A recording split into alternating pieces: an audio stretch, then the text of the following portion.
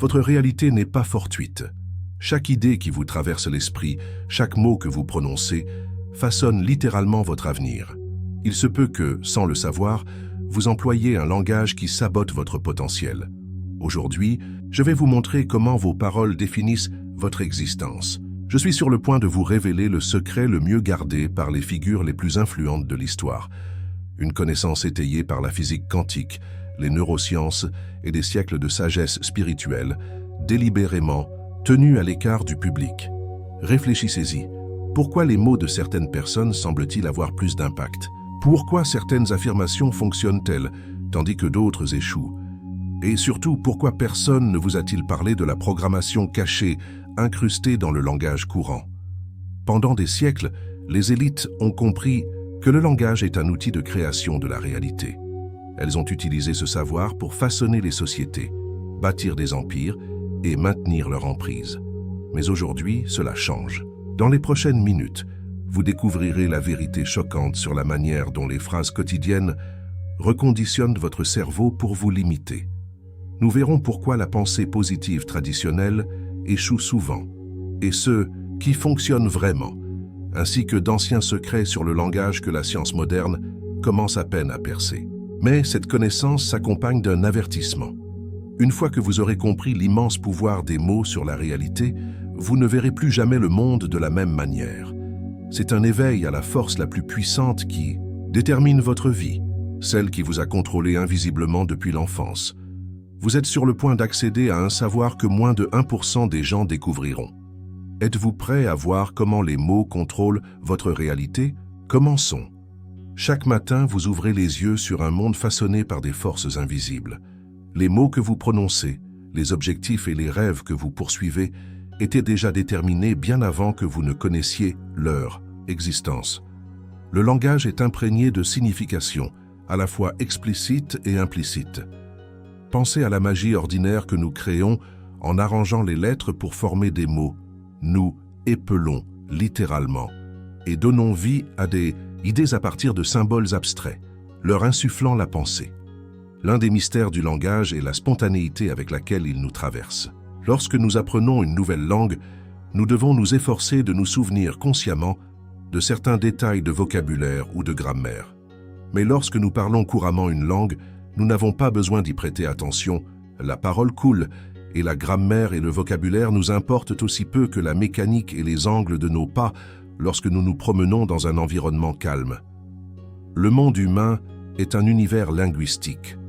Notre perception du monde s'articule par et à travers les mots. Si, comme le proposent certains philosophes classiques, la condition humaine est un pont entre l'animal et le divin, ou entre l'ignorance et l'éveil, comme le suggère le bouddhisme, cette condition est inséparable de la dimension linguistique.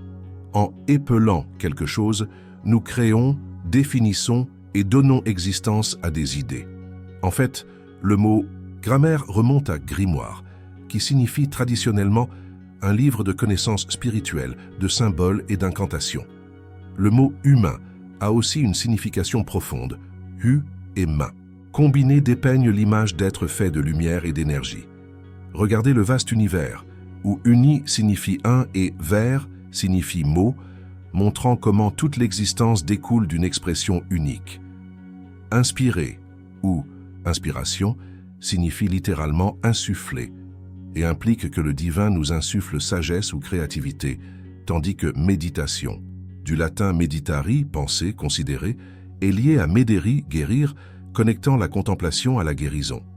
Émotion devient énergie en mouvement, révélant comment nos sentiments circulent et se transforment. N'est-ce pas incroyable? Il y a aussi une coïncidence incroyable, lorsque nous observons comment les mots peuvent se transformer à partir de lettres isolées. Le mot de parole est à une seule lettre de zépé, ce qui nous donne le pouvoir de trancher à travers les autres. Et parole peut aussi se transformer en monde, ce qui nous montre que nos mots ont la capacité de créer des mondes. Nos croyances deviennent littéralement notre être-vie, c'est-à-dire la réalité que nous créons à travers nos convictions les plus profondes. C'est pourquoi les histoires que nous nous racontons sont si importantes. Le langage que nous utilisons est un pont entre l'imagination et la réalité, entre ce qui est et ce qui pourrait être. Vous vous demandez peut-être pourquoi cette information n'est pas plus répandue. La raison en est que beaucoup traversent la vie comme des somnambules, répétant des phrases sans explorer leur signification plus profonde. Le langage ne sert pas seulement à transmettre des pensées, mais à les créer. Un autre mystère est la connexion entre l'idée et le mot. Les érudits se sont émerveillés du fait que, lorsque nous parlons, les lèvres bougent, l'air vibre de manière subtile, et cette vibration matériellement perçue par les sens porte en elle cette chose immatérielle qui révèle l'esprit, l'idée. Alors comment parvenons-nous à combler le fossé entre le matériel et l'immatériel? Pensez à la façon dont les messages circulent dans notre société. Chaque publicité, chaque titre et chaque nouvelle nous affectent dans la conscience collective, façonnant nos espoirs, nos préoccupations et nos aspirations. Le sens du mot « autorité » est tout à fait intéressant dans ce contexte. La racine « auteur » dans « autorité » indique clairement que ceux qui détiennent le pouvoir écrivent activement le récit qui façonne notre réalité partagée. Considérez votre occupation. C'est un mot qui suggère bien plus que de simplement gagner sa vie. Être occupé, c'est se voir arracher son temps, son énergie et ses pensées.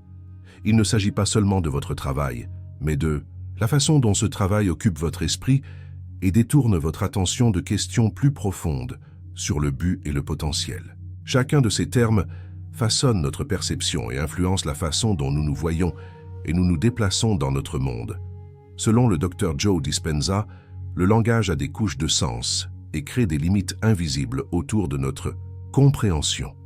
Mais malgré tout cela, vous possédez la capacité de vous élever au-dessus de ces schémas linguistiques et de les voir tels qu'ils sont. Vous élaborez activement votre vie avec chaque mot que vous choisissez. En tant qu'être électromagnétique, nous générons de l'énergie et y répondons par nos pensées et nos émotions. Considérez comment cela se reflète dans le langage juridique. Nous pouvons être chargés, placés dans des cellules, traités comme des unités d'énergie au sein d'un système plus vaste. La connexion entre les mots et la réalité semble insaisissable. Déclarer « je suis millionnaire » ne transforme pas immédiatement votre solde bancaire. Cependant, les neurosciences révèlent comment les phrases répétées remodèlent physiquement nos voies neuronales. Bien que les rituels de chant adoptent diverses formes, ils sont souvent utilisés pour induire des états de conscience altérés. Les traditions chamaniques utilisent le chant pour entrer dans des états altérés, considérés comme vitaux pour la guérison et la modification du comportement. Les aborigènes australiens utilisent le chant pour se connecter au monde ancestral. Le soufisme utilise le chant, la danse et la respiration pour se connecter à Dieu et entrer dans des états de transe. Et les traditions yogiques sont un moyen d'atteindre des états de conscience au-delà des perturbations de l'esprit. Les états de conscience altérés associés à des rituels tels que le chant peuvent prendre de nombreuses formes, allant du relativement banal, comme être absorbé par une tâche, à des expériences intenses de perte totale de l'identité individuelle. Les expériences mystiques impliquent souvent des émotions positives écrasantes, une distorsion du temps et de l'espace, et une perte des frontières entre soi, les autres et la nature. Ces expériences peuvent durer des heures, des jours ou des semaines et incluent parfois une révélation complète qui transforme en permanence la façon dont l'individu se comporte dans le monde. C'est à ce point que les mots que vous prononcez peuvent être puissants. La vie s'incarne dans le langage à travers les langues, une incarnation qui, si elle réussit, rend les idées chargées électriquement. Une énergie inimitable, obstinément humaine. Les phrases auto-limitantes entravent notre potentiel, mais cette même idée peut libérer notre esprit. L'expression de soi consciente et positive nous rapproche de la confiance et de la réalisation. Le pouvoir de transformation réside dans chaque mot que vous prononcez. Avec une intention consciente, vous pouvez commencer à créer une réalité qui reflète vos aspirations les plus élevées. Il existe un concept fascinant en linguistique appelé déterminisme linguistique qui suggère que la langue est la lentille à travers laquelle nous percevons notre monde. Les locuteurs de différentes langues peuvent expérimenter le temps, les émotions et même la couleur de différentes manières, car leur compréhension est façonnée par l'architecture unique de leur langue maternelle. Considérez comment nous percevons le temps. Les anglophones ont tendance à en parler comme d'une ligne horizontale, avec le passé derrière nous et l'avenir devant. Mais les locuteurs de l'Aymara une langue originaire des Andes, voient le temps à l'envers. Pour eux, l'avenir étant inconnu est derrière eux, car ils ne peuvent pas le voir. Le passé est devant eux, car ils peuvent voir ce qui est devant eux. Pour les locuteurs de l'Aymara, le temps est quelque chose qui passe devant nous. Nous ne nous déplaçons pas à travers lui.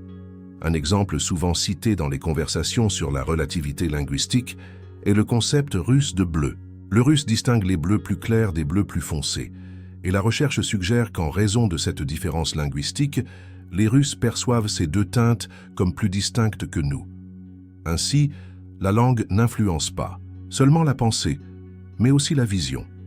Pensez à la langue comme à une paire de lunettes que nous portons depuis l'enfance et qui colore notre vision de la réalité. Les expressions courantes que nous échangeons négligemment, telles que « l'argent ne pousse pas sur les arbres », elles peuvent sembler inoffensives, mais elles introduisent en réalité la rareté dans notre mentalité économique. Ces schémas linguistiques façonnent silencieusement nos croyances concernant la possibilité et la limitation. La manière de dépasser ces frontières commence par une prise de conscience. Observez votre vocabulaire quotidien. Élève-t-il ou restreint-il votre potentiel? Cessez de dire « je ne peux pas me le permettre ». Dites plutôt « comment pourrais-je rendre cela possible ?» Remplacez « c'est trop difficile » par « qu'est-ce que je peux en apprendre ?»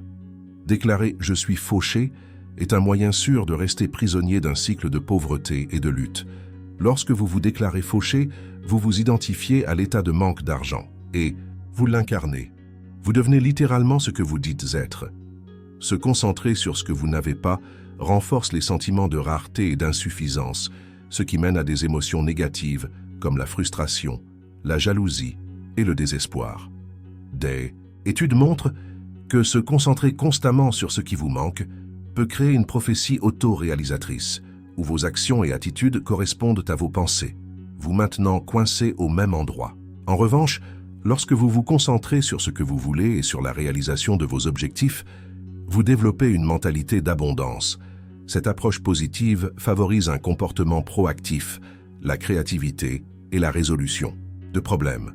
Si vous vous concentrez sur la création de richesses, vous êtes plus susceptible de détecter et de saisir les opportunités financières, que ce soit par le biais d'investissements, de croissance professionnelle ou de nouvelles initiatives entrepreneuriales. Selon le Dr Joe Dispenza, si nous voulons sérieusement entrer dans le fleuve du changement et si nous sommes sincères dans la création d'un nouvel avenir, nous devons être conscients de nos pensées limitantes, car à l'âge mûr, 95% de nos pensées sont inconscientes.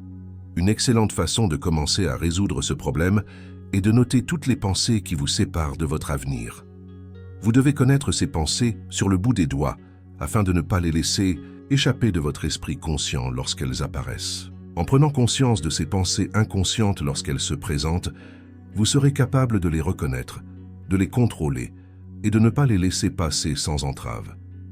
Plus vous développerez la pleine conscience au quotidien, plus vous pourrez éviter de retomber dans ces émotions auto-limitantes et stressantes, de manque d'indignité, de frustration, de ressentiment, de peur et d'anxiété. En maintenant votre énergie élevée et en ne la laissant pas descendre vers les sentiments plus banals qui sont liés aux expériences passées, vous déplacerez votre énergie du passé familier et prévisible vers un avenir nouveau et imprévisible, plein de possibilités et de surprises.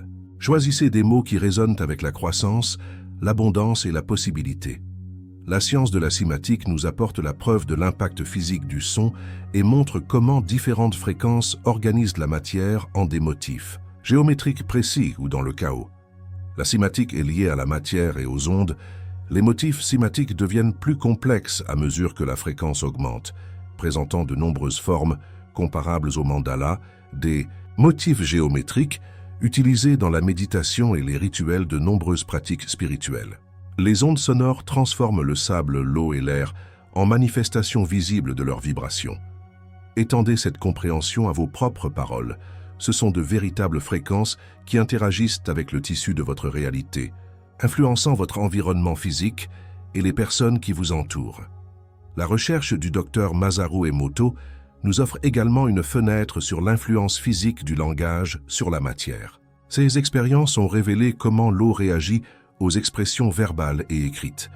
Les mots d'amour et de gratitude génèrent des formations cristallines élégantes et symétriques, tandis que les expressions de haine et de peur produisent des motifs désorganisés et fragmentés. Cela devient profondément personnel si nous considérons que nos corps sont majoritairement composés d'eau. Il est donc logique que les mots nous affectent au niveau cellulaire. Des études botaniques ont également révélé que les plantes présentent des réponses mesurables aux stimuli verbaux. Elles prospèrent lorsqu'elles sont exposées à des mots enrichissants et à des sons harmonieux, tandis qu'elles montrent des signes de détresse lorsqu'elles sont entourées d'expressions négatives ou de silence. Cela démontre que le langage porte une signature énergétique capable d'influencer les systèmes vivants de manière très réelle. Pensez à la façon dont cette compréhension transformera votre expérience quotidienne. Les mots fonctionnent comme des modulateurs de fréquence, chacun portant sa propre signature énergétique qui influence à la fois le locuteur et l'environnement. Les expressions de joie, d'amour et de gratitude élèvent non seulement l'état d'esprit, mais aussi l'énergie vitale. En revanche, les mots enracinés dans la peur, la haine ou la limitation créent des schémas chaotiques dans l'esprit comme dans le corps. Vous avez probablement expérimenté ce phénomène de première main. Il y a évidemment une différence viscérale entre entendre des mots remplis d'amour et des mots remplis de haine. Il s'agit de réponses de tout le corps aux fréquences énergétiques que ces mots transportent. Le vocabulaire que vous choisissez participe activement à votre création, influençant à la fois votre état interne et vos interactions avec les autres. Alors, choisissez mieux. Sélectionnez des mots qui résonnent avec des fréquences plus élevées de positivité et de possibilité. Vous pourriez faire plus que simplement changer votre perspective. Vous pourriez effectuer un changement positif. Au niveau moléculaire, prenez un instant pour réfléchir au vocabulaire de votre dialogue quotidien. Vos mots élèvent-ils et inspirent-ils ou tendent-ils vers la limitation? Essayez de passer de « je ne peux pas » à « je suis capable ». Ces petits ajustements dans le langage élèvent votre fréquence énergétique, améliorent votre état émotionnel et élargissent votre perception de ce qui est possible. Peut-être avez-vous déjà exploré les affirmations, mais les avez trouvées inefficaces. La vraie transformation nécessite un alignement entre vos expressions conscientes et vos croyances subconscientes. Réciter simplement des mots sans résonance intérieure crée de la discorde plutôt que de l'harmonie. Des affirmations efficaces doivent sembler authentiques et réalisables. Elles doivent combler l'écart entre votre réalité actuelle et vos aspirations par des étapes graduelles et crédibles. Le voyage vers la création consciente commence par des choix linguistiques intentionnels qui reflètent votre réalité souhaitée. À mesure que vous alignez vos expressions sur des fréquences vibratoires plus élevées, vous cultivez une plus grande harmonie dans votre expérience. Chaque mot vous conduit vers un avenir meilleur. La recherche scientifique nous indique que l'esprit humain génère environ 70 000 pensées par jour. La plupart de ces processus mentaux fonctionnent automatiquement, avec une programmation établie par des années de schémas linguistiques accumulés et de croyances absorbées au cours de nos années de formation. Lorsque vous vous répétez « je suis nul en maths », votre esprit commence à construire des barrières autour de la résolution de problèmes mathématiques difficiles. Ce phénomène est connu sous le nom d'auto-vérification, la tendance des gens à rechercher des informations qui confirment leur vision d'eux-mêmes. L'auto-vérification peut entrer en conflit avec le désir d'auto-amélioration, qui est l'inclination à rechercher des évaluations positives ou à améliorer sa propre image. Par exemple, les personnes qui se considèrent comme perspicaces chercheront des preuves que les autres les perçoivent comme organisées, désir d'auto-amélioration. Mais en même temps chercheront à confirmer leur propre perception, auto-vérification. Cela a des conséquences indésirables pour les personnes ayant une vision négative d'elles-mêmes, comme les personnes déprimées ou ayant une faible estime de soi. Par exemple, l'auto-vérification peut annuler les progrès thérapeutiques. Enfin, sur le lieu de travail, les sentiments d'inutilité qui accablent les personnes ayant une faible estime de soi favorisent des sentiments d'ambivalence quant au fait d'être traités équitablement, sentiments qui peuvent saper leur propension à insister pour que leur chef leur donne ce qu'ils méritent. Chaque mot que vous prononcez devient une directive pour votre subconscient, définissant des limites ou des possibilités. La libération de ces limitations auto-imposées commence par la transformation de votre façon de parler.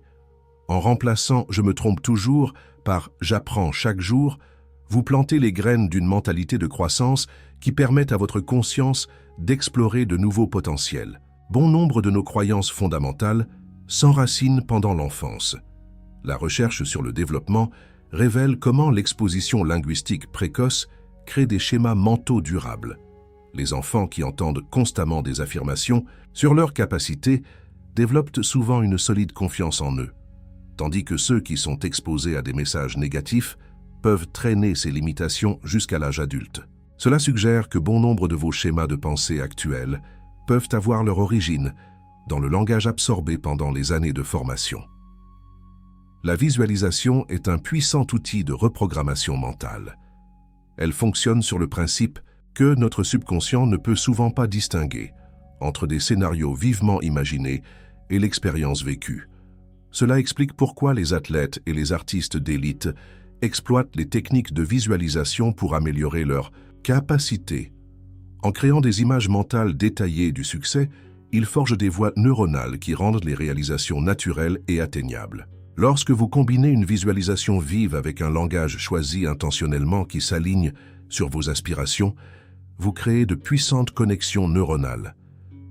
Envisagez de consacrer 5 minutes par jour à vous immerger dans des images détaillées de la réalisation de vos objectifs, tout en répétant des phrases comme « j'ai confiance » ou « je suis prêt ». Cette pratique renforce les schémas de croyances subconscientes et crée un alignement entre votre esprit et vos aspirations. Pour réorienter vos schémas de langage interne vers l'autonomisation, commencez par observer votre dialogue intérieur. Remplacez les phrases limitantes comme « je ne peux pas » par des expressions orientées vers la croissance comme « je suis en train de comprendre ». Remplacez « c'est impossible » par « je trouverai un moyen ».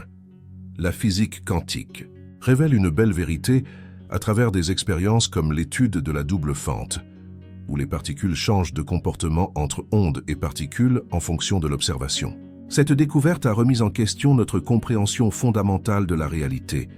La conscience elle-même semblait influencer la matière à son niveau le plus fondamental.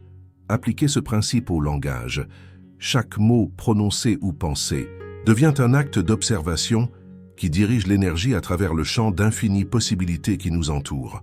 Les mots deviennent des observateurs qui influencent la façon dont le champ quantique se manifeste autour de vous. Des recherches publiées en médecine psychosomatique montrent que les personnes qui utilisent un langage positif bénéficient de bienfaits mesurables pour la santé, tels qu'une tension artérielle plus basse, une amélioration de la fonction immunitaire et une réduction des taux de dépression. Le corps semble réagir au niveau physique à nos choix linguistiques. Vos mots sont des interrupteurs quantiques qui sélectionnent parmi les réalités. Un simple changement linguistique de « je dois » à « je peux » est une sélection active d'une version étendue de la réalité. En termes quantiques, cela est considéré comme la sélection de résultats à plus haute probabilité qui s'alignent sur l'opportunité et la possibilité. La théorie quantique englobe de multiples possibilités simultanées. Par le choix conscient du langage, nous pouvons sélectionner nos résultats préférés. Je vous mets au défi de consacrer une journée à noter toutes les phrases limitantes que vous utilisez « je ne peux pas » ou « cela n'arrivera jamais » et à les remplacer par des alternatives expansives comme « je suis en train de découvrir comment ».